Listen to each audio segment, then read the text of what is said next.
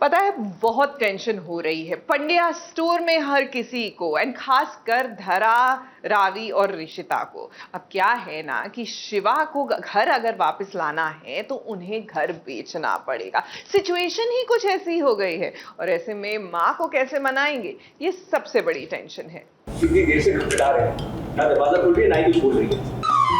भाभी प्लीज दरवाजा खोलो ना। भाभी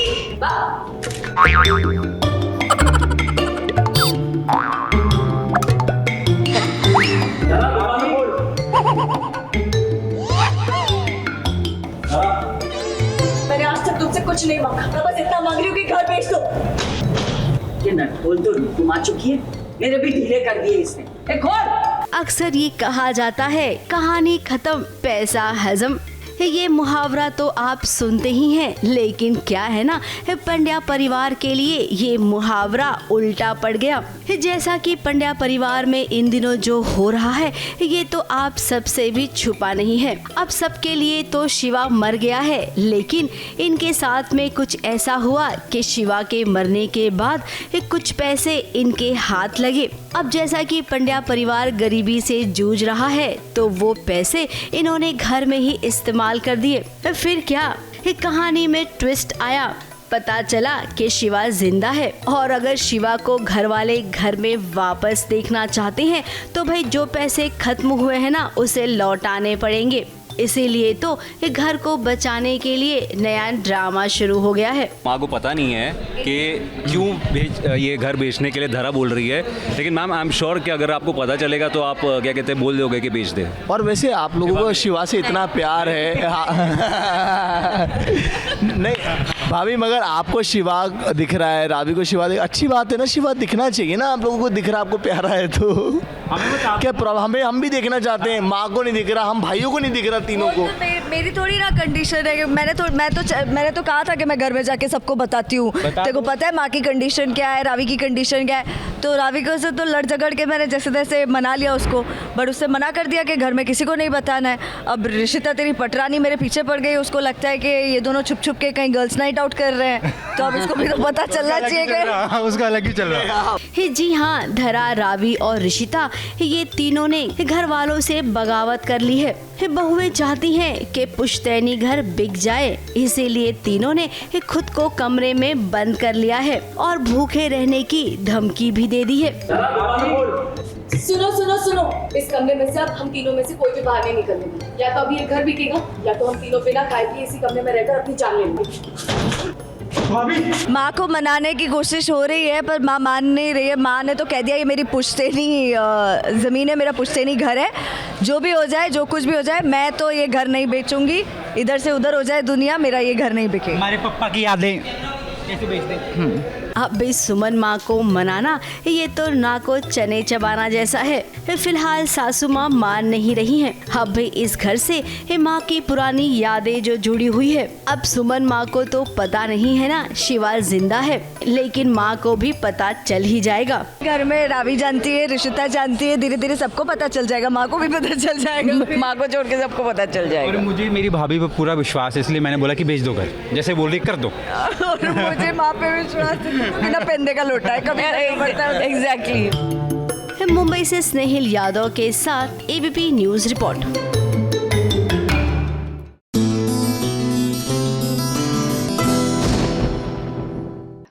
प्रॉब्लम क्या है? अरे बाप रे, ये बैलेंस करना बड़ा मुश्किल होता है, लेकिन व्हाट टू डू, मेरी जो एंकलेट है वो टेढ़ी हो गई थी। हाँ, तो मैं क्या कह रही थी, प्रॉब्लम क्या है? प्रॉब्लम ये है कि हमें लगता है सूती कपड़े यानी ओ सो बोरिंग एंड रूटीन, लेकिन रूटीन भी एक्साइटिंग हो सकता है, बस उसको आपको एक्सेसराइज करने की जरूरत है। तो चलिए इसके बारे में बात करें, उससे पहले मीत की बात कर लेते हैं, क्योंकि यहाँ पर मीत का घर बनने वाला है, शादी वाला घर।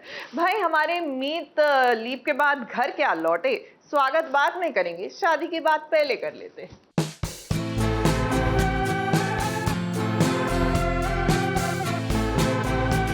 इस घर की खुशियां वापस आ सकती हैं अगर तुम दोबारा शादी करो।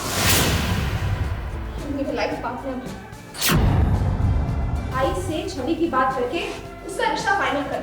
सुन, मेरा मीत बहू के अलावा किसी और लड़की के बारे में सोच भी नहीं सकता, तो दूसरी शादी तो बहुत दूर की बात है। प्लीज आप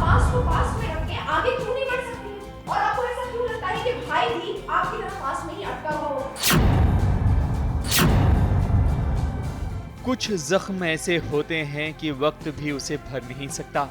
इंसान कोशिशें लाख करता है उसे भुलाने की, लेकिन हालात उसे फिर उसी मोड़ पर ले आते हैं जहां उसने पुरानी कहानी को छोड़ दिया था। अब मीत अहलावत को ही देख लीजिए, जो 1 साल बाद यूएस से लौटे हैं, लेकिन घर में जैसे ही दाखिल हुए उनका स्वागत मासूम सी बहन ने शादी से ही कर दिया। You need a life partner भाई, और इस घर को एक बहू की जरूरत है जो यहाँ सब कुछ ठीक कर दे, सब कुछ संभाल। और मैंने छवि से बात कर ली। दुखी है तो उसके बारे में सोच रही है, बहन है ना आफ्टर ऑल, भले सेल्फिश है पर है तो बहन, और इसलिए भाई की लाइफ में खुशियाँ वापस लाने की कोशिश कर रही है एक या दूसरे तरीके से, एनी विच वेज। अभी मैं मीत बहू के साइड हूँ और मीत बहू से अच्छी मेरे मीत के लिए कोई बहू नहीं हो सकती, दैट इज़ फॉर श्योर। मीत भले ही यूएस से साल भर के बाद लौटा हो, लेकिन मीत का गम अभी भी ताज़ा है। मीत कितना भी मीत हुडा से खफा हो, लेकिन अभी भी वो प्यार बेपनाह करता है। इन सब के बीच भला वो कैसे दूसरी शादी के बारे में सोच सकता है। मीत के चेहरे पर साफ पता चलता है कि घर लौटकर भी वो खुश नहीं है, क्योंकि जिस माँ से वो बहुत प्यार करता था अब उससे भी नाराज है। प्यार चला गया ना, प्यार दूर हो गया तो ऑब्वियसली भाई इतना सेंटी है, हर्ट है, इतना इमोशनल है, तो ऑब्वियसली थोड़ा टाइम लगेगा। देखते हैं आगे क्या होगा, और बेटा माँ से कितनी देर तक नाराज़ रह सकता है ये तो मुझे नहीं पता, बट फिलहाल तो है काफ़ी नाराज़। इतना ज़्यादा नाराज़ है कि वो आया है 1 साल के बाद और उसने मुझे देखा भी नहीं। माँ से तो नाराज़ है, पर उसे अब मीत के नाम से भी चिढ़ होने लगी है। दोबारा मुझे इस नाम से मत पुकार, क्योंकि मीत अहलावत अब चाहता है कि घर में कोई भी मीत हुडा का नाम न ले। नाराजगी उसी से सबसे ज्यादा होती है जिससे बहुत ज्यादा प्यार होता है। वो मीत बहू से इतना ज़्यादा प्यार करता है, इतना ज़्यादा प्यार करता है कि आई थिंक वो दोबारा मीत सुनेगा तो उसको सिर्फ अपनी आंखों के सामने मीत ही नज़र आती है। इसलिए वो चाहता है ना कोई नाम ले और ना ही जो उसके सामने नहीं है उसके बारे में वो सोचे या उसको ढूंढे। लीप के बाद अब चीजें तो बदल गई हैं, ना कि सिर्फ मीत अहलावत के लिए बल्कि मीत हुडा के लिए भी। मीत का भी रंग रूप अब बदल चुका है, लेकिन वो वक्त भी आएगा जब दोनों के उलझे हुए रिश्ते धीरे धीरे सुलझ जाएंगे। कैमरामैन सुजीत मिश्रा के साथ एबीपी न्यूज रिपोर्ट।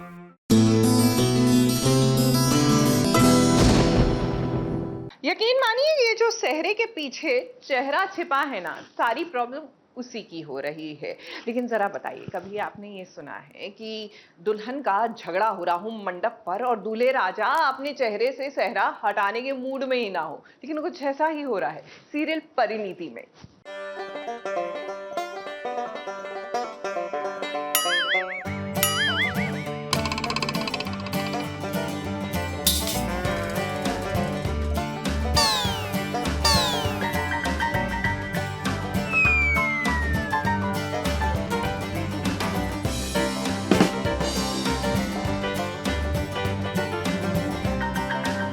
हंगामा क्यों है बरपा, थोड़ी सी ही मारधाड़ जो हुई है। टैक्सी वाले ने डाका तो नहीं डाला, चोरी भी नहीं की है, फिर भी यहाँ शादी में अफरा तफरी का माहौल है। ये शादी ना होकर मानो मदारी का खेल हो रहा हो। दूल्हे राजा का सेहरा है कि हटने का नाम नहीं ले रहा। दुल्हन है कि अपने लुक में ही FIR दर्ज कराने जा रही है। पुलिस है कि शादी में रुकावट डाल रही है। अब को अगर पुलिस से चलना पड़ेगा, मुझे गिला कर दिया जो अपना सहरा है। नहीं अभी आप अपना सहरा हटा सकते हैं क्योंकि अग्नि खंडित हो चुकी है। चलिए अब कहानी को विस्तार से जानते हैं। हुआ यूं कि नीति ने टैक्सी वाले से पंगा लिया था, जिसका बदला लेने वो उसकी शादी में पहुंच गया, जहां थोड़ी बहुत मारधाड़ हुई। फिर परिणीति के चाचा जी पुलिस वालों को ले आते हैं ताकि टैक्सी वाले को उसकी सजा मिले। इतना सब कुछ होने के बावजूद दूल्हे राजा का सेहरा हटने का नाम नहीं ले रहा। देखते नहीं कैसे इनका सेहरा फेविकोल की जोड़ की तरह इनके सर से ही जुड़ा हुआ है कि हटने का नाम ही नहीं ले रहा।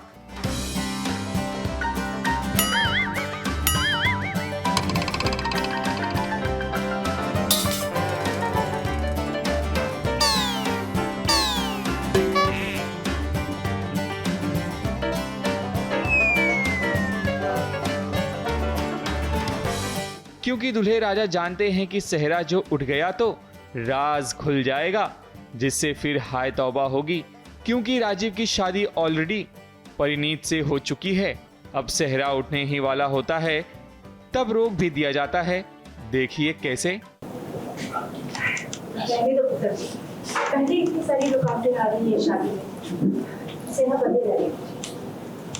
पंडित जी, फेरों में अभी मुहूर्त तो बाकी है ना, शादी हो सकती है, तो कोई बात नहीं। यहाँ राजीव तो बच गया, लेकिन एफआईआर दर्ज कराने के बाद देखना होगा कि क्या राजीव की दूसरी शादी नीति के साथ होगी या फिर शादी से पहले ही सबके सामने सच आ जाएगा कि राजीव ऑलरेडी शादीशुदा हैं।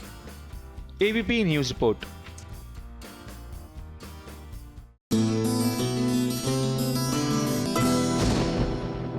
कलर्स पर आने वाली है पिशाचनी, यानी कि नायरा बनर्जी। नहीं, हम उनको पिशाचनी नहीं कह रहे, अब वो उसका किरदार निभा रही है तो हम क्या करें। लेकिन आपको बता दें कि हमारी बहुत ही डरावनी पिशाचनी का एक बहुत ही मनमोहक रूप भी होगा, और इस मनमोहक रूप को अटेन करने के लिए कितनी फिटनेस पर वो ध्यान देती हैं, क्योंकि वो असल लाइफ में भी बहुत ही मनमोहक है। आइए उन्हीं से जानते हैं।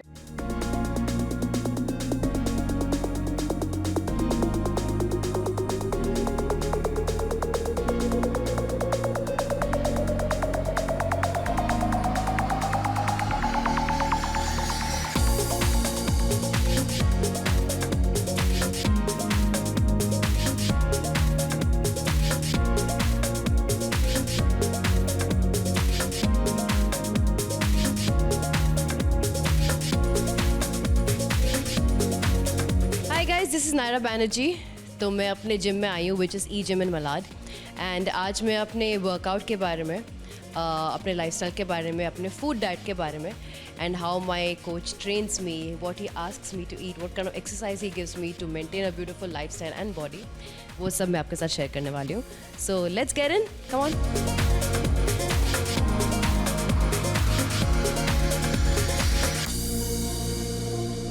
तो अभी मैं अपना वर्कआउट स्टार्ट करने वाली हूँ, एंड देखते हैं आज मेरे कोच मुझसे क्या करवाते हैं। This is my coach Sunny. Sunny आई रे। जी हाँ, हम बात करने जा रहे हैं, you guessed it right, the Rangeela girl Urmila Matondkar की। वो क्या है ना कि उर्मिला जल्द ही ओटीटी पर नजर आएंगी सुपर मॉम को जज करते हुए, लेकिन द सुपर हॉट एक्ट्रेस की कहानी आइए सुनते हैं आज इन्हीं की जुबानी।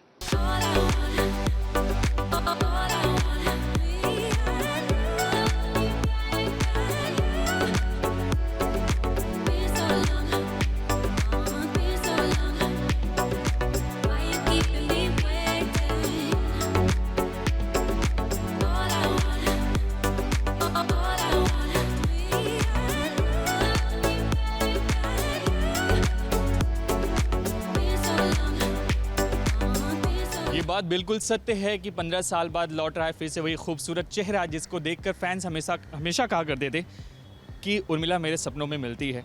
मैम क्या कहना चाहेंगे, मतलब फिर से टीवी पर 15 साल बाद लौटना, एक अलग एक्साइटमेंट, एक अलग खुशी, वो जो जुदाई थी फैंस और उनके बीच वो अब कम होने वाली है। जी बिल्कुल बिल्कुल, और बहुत एक्साइटमेंट है क्योंकि डांस से जुड़ा हुआ एक रियलिटी शो है और उसके ऊपर महिलाओं का शो है, तो मुझे लगता है कि महिलाएं जो हैं हमारे देश की, उनके लिए जितना भी किया जाए कम है। सो ये शो उनके लिए एक बहुत बड़ा मंच बन के आ रहा है, उसकी सबसे ज़्यादा खुशी है। जब ये चीज़ मतलब हुई कि मतलब टीवी पर फिर से एक बार लौटना हुआ, क्योंकि आपने बहुत शुरुआत में भी रियलिटी शोज़ किए हैं, झलक दिखला जा किया है, तो इतना गैप काफ़ी फैंस को काफ़ी मतलब मुझे लगता है कि कुछ इंटरेस्टिंग हो, कुछ अलग हो तो करने में ज़्यादा मज़ा आता है। जब मैंने झलक दिखला जा किया था तो बस 1-2 ही शोज़ थे, लेकिन फिर इतने शोज़ बन गए। लेकिन मुझे लगता है फिर एक बार इस शो की खासियत ये रहेगी कि दूसरी शो की तरह ये बच्चों या जनरल लोगों का नहीं है, ये मॉम्स का शो है।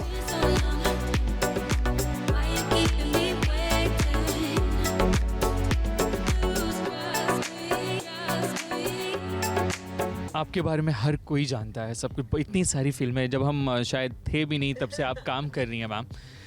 इनिशियली जब आप छोटे थे तो किस तरह से आपका रुझान हुआ कि मतलब मुझे जाना है मतलब एक ऐसे इंडस्ट्री में? मैं एक क्या कहते हैं स्कूल का प्ले कर रही थी और उसके बारे में जो है सुलभा देशपांडे जी को किसी ने बताया था और उन्होंने मेरी सिफारिश फिर डॉक्टर लागू जी को की थी जो मराठी फिल्म बना रहे थे और उसमें एक चाइल्ड एक्टर का रोल था, उनकी बेटी का रोल। तो फिर मुझे उनके पास लेके गए और मैं बहुत ज़्यादा शाय थी। मतलब जब मैं स्टेज पर थी तब मैं बहुत खुश रहती थी और जो भी करना था बहुत अच्छे से करती थी, लेकिन पर्सनली मैं बहुत ज़्यादा शाय थी। वो सब एक्टिंग और वो सब क्या कहते हैं फिल्में करने के बाद भी मुझे घर पर बहुत ही बढ़िया परवरिश मतलब बहुत जो कहते हैं मैं बहुत सिंपल मिडिल क्लास बैकग्राउंड से आती हूँ, तो घर पर मुझे कभी बतौर स्टार या बतौर ऐसा कुछ स्पेशल ट्रीट नहीं किया गया। एक कहते हैं ना कि बहुत ही हमारे घर में पढ़ाई वाला माहौल था, हम लोग सब बहुत बढ़िया स्टूडेंट्स थे रादर तब, मेरी सिस्टर, मेरे भाई और मेरे घर में जो है सब लोग या तो डॉक्टर या तो लॉयर्स ऐसे सब है, तो ये सब फिल्में ये सब इसका ऐसा कुछ था नहीं। तो हमें बताया गया था भैया जो करना है करो, प्रोग्रेस मार्क पे प्रोग्रेस शीट पे जो है प्रोग्रेस दिखनी चाहिए। तो उस चक्कर में बस पढ़ाई वगैरह उसमें भी ध्यान रहता था। तो ये सारी चीज़ें जो होती है चकाचौंध करने वाली, उसे ज़िंदगी में इंसान ने ज़्यादा सीरियसली नहीं लेना चाहिए। नरसिम्हा फिल्म से मेरी जो है एंट्री हुई फिल्मों में, जिसमें कि एक्चुअली कोई और मेरे जगह पे वो रोल करने वाली थी और सेट लग चुका था कमालिस्तान स्टूडियो में, और वो जो मेरी जगह पे काम कर रही थी, जो मतलब जिनकी शूटिंग शुरू होने वाली थी, उनके पैर में मोच आ गई और उनका पैर जो है ट्विस्ट हो गया और बैंडेज लग गया, लिगामेंट फ्रैक्चर हो गया। तो अचानक से सेट लगी हुई थी, बड़े बड़े एक्टर सनी देओल, डिम्पल कपाड़िया, ओम पुरी, उनकी डेट्स थी, तो फिर क्या किया जाए। तो फिर उस चक्कर में नई लड़की की खोज शुरू हुई और फिर वो नई लड़की मैं निकली। सो मुझे उस वक्त भी कभी यकीन नहीं हुआ, क्योंकि मैं फिर एक बार इतनी शाय थी कि मैंने नहीं सोचा था कि मैं कभी किसी के ऑफिस में मेरे फ़ोटो वोटो लेके गई नहीं, ना मुझे वो जमता। तो उस चक्कर में बट जैसे मैंने कहा ऊपर वाले का साथ हो तो फिर अलग ही मज़ा होता है लाइफ में और फिर अलग ही बात होती है। मैम आपने बहुत ही अच्छी एक जो जर्नी बताई है आपने। जब आप मिले इन लोगों से फर्स्ट टाइम ओम पुरी जी, डिम्पल कपाड़िया जी, तो उस वक्त आपका मतलब क्या इम्प्रेशन, मतलब एक कैसा था, मतलब एकदम? नहीं, उससे भी पहले तो जब मैं एन चंद्रा जी से मिली तो वो बड़ा इंटरेस्टिंग सा वाकया रहा, क्योंकि उन्होंने मुझे पूछा कि देखिए मैं जो हीरो मतलब जो ये पैर वो इंट्रोड्यूस करना चाहते थे, वो जो है वो डांसिंग सेंसेशन पैर उनको इंट्रोड्यूस करनी थी। तो उन्होंने मुझे पूछा कि मेरा हीरो तो बहुत बढ़िया डांस करता है, क्या आपको डांस आता है? तो मैं तो बहुत ही मिडिल क्लास मराठी सिंपल सीधी, तो मैंने सीधे कह दिया मैंने तो कभी ज़िंदगी में डांस नहीं सीखा है, पर मैं मैनेज कर लूँगी। तो he must have been also shocked. Usually लोग बोलते हैं कि मैं ये सीखी हूँ वो सीखी हूँ, बट मैंने तो उन्हें सीधा सीधा कह दिया, जो कि सच्चाई थी, मैं वाकई नहीं सीखी थी, लेकिन डांस भी मुझे हमेशा से पसंद था। पर तो हुआ यूँ इवेंचुअली जब फिल्म रिलीज़ हुई तो तब से आज तक कहीं ना कहीं लोगों के प्यार की वजह से लोग आज तक मुझे डांसिंग स्टार कह के आज तक जानते हैं। सो वो भी ऊपर वाले की ही कहीं ना कहीं मेहरबानी है। उसके बाद मैं गई सेट पे।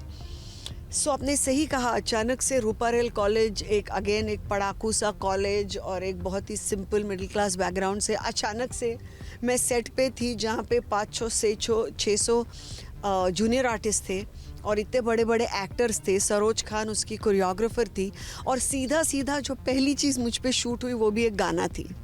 तो मतलब मुझे नहीं लगता ज़िंदगी एक ही झटके में इतनी 360 डिग्रीज किसी के लिए भी बदली होगी। तो या it was quite an exciting and challenging time. फिर गाना भी पूरा मुझ पे ही शूट किया गया था, क्लाइमैक्स का गाना था।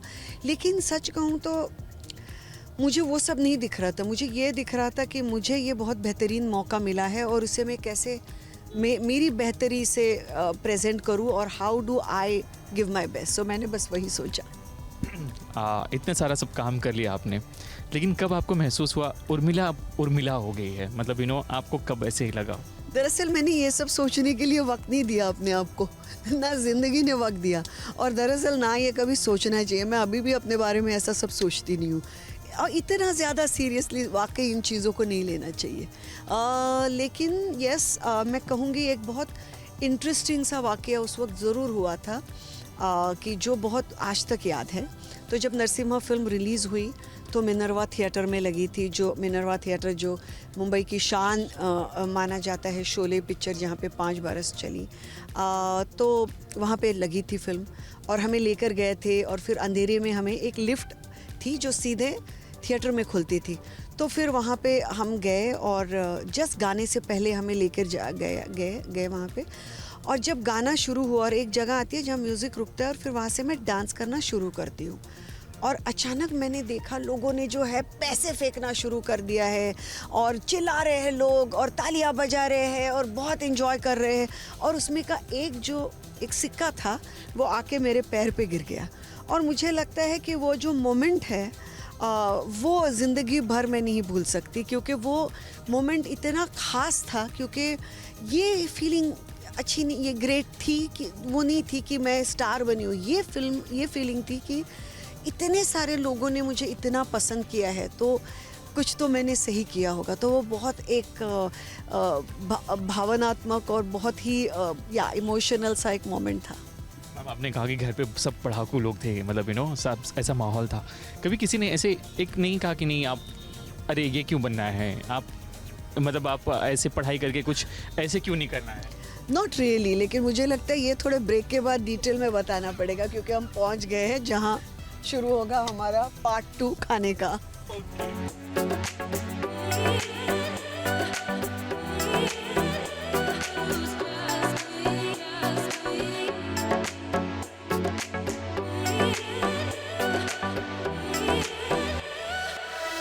जब शुरू में मतलब लाइक आपने फिल्में करना शुरू की तो मतलब एक माइंड में ऐसा रहा होगा कि मतलब इस एक्टर के साथ काम करना है या फिर कुछ ऐसे कभी कुछ ऐसे तो बहुत सारे लोग थे। श्रीदेवी जी थी, उनके साथ किया, अमित जी थे, उनके साथ हैं, उनके साथ किया।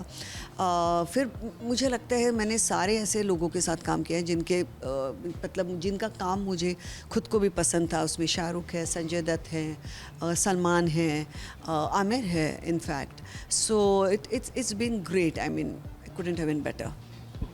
आज हम यहाँ पर ब्रंच में आए हैं, तो वैसे आप हमेशा खाने में क्या पसंद करती हैं? मतलब लाइक अभी सबसे बड़ा सीक्रेट ये है कि मैं खाना ही बहुत पसंद करती हूँ। मुझे खाने में कोई पार्शियलिटी नहीं है, मुझे हर तरह का खाना पसंद है। आप जो भी दो मैं खुश हूँ। सो हैविंग सेड दैट, जैसे मुझे लगता है इंडिया में पहले तो इतने कुजीन्स है कि वो ही अपने आप में एक बोलते हैं ना, जैसे साउथ से लेकर नॉर्थ तक हर एक जगह के अपनी अपनी अपनी अपनी स्पेशलिटीज़ हैं।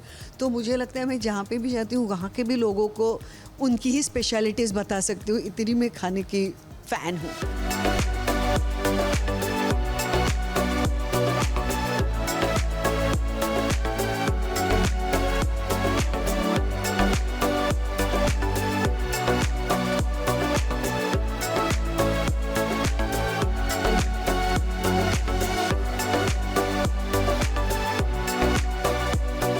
चार रैपिड सवाल, छटपट फेवरेट एक्टर कौन है? All time actor Amitabh Bachchan. First salary आपको मतलब फर्स्ट जो सैलरी रही हो? फर्स्ट सैलरी कितनी मिली थी याद नहीं है यार, क्योंकि वो तो कब की होगी, अभी की थोड़ी ना क्या काउंट कर सकते हैं। बतौर चाइल्ड आर्टिस्ट होगी, अभी बिल्कुल याद नहीं है। ओके, फेवरेट डेस्टिनेशन आप? इटली। फेवरेट सॉन्ग आपकी फिल्म क्या? मेरे ही फिल्म का? ये बहुत मुश्किल है, कितने गाने हैं, इसमें से एक कैसे चुना जाए? Because I am AR Rahman fan, मुझे लगता है डेफिनेटली तन्हा तन्हा यहाँ पे जीना। And then I like Kam Bakht Ishq also because of the lyrics, because of the singing, because of the choreography and the whole look. Life mantra क्या है मतलब? Don't live easy, don't take anything seriously, or don't definitely not take your success too seriously. Okay, बस lastly fan से क्या कहना चाहते हैं? आप आ रही हैं जज बन के सुपर मॉम्स में DID।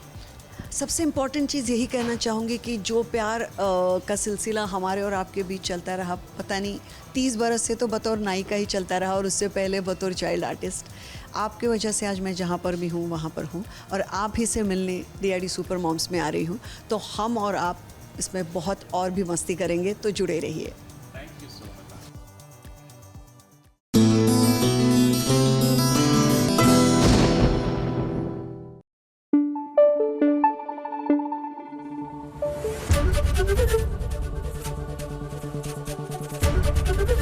ABP न्यूज़ आपको रखे आगे।